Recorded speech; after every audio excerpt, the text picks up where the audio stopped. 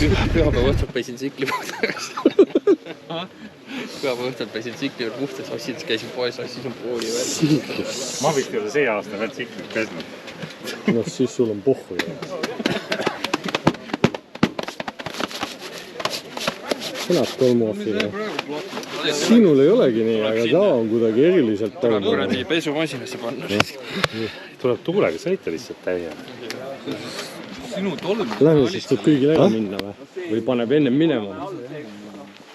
Mis kunda peale läheb, Lontova peale läheb sõbral oli 2 nädalat oli vana. Me panime mäest allale 60, 7 mina ei rooli, 70, 80. Kuule, näe, vaata, me vaatame, mis seal on. Vaata, kui sul kibuvitsad suured. Oo. Tee. Jaa. Ärge tekkige ummikul. Jah. Laev on.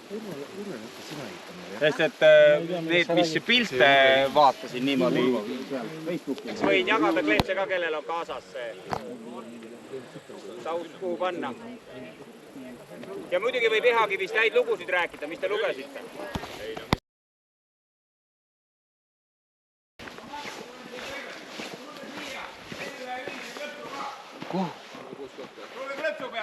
Kus kohta?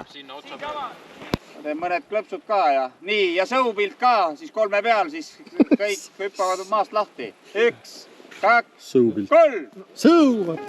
Aga nii kõrgele hüpp. Õige raske. Ma võin selle kruusade ees sõita, aga siis ma ei tea, kuhu poole minema peal.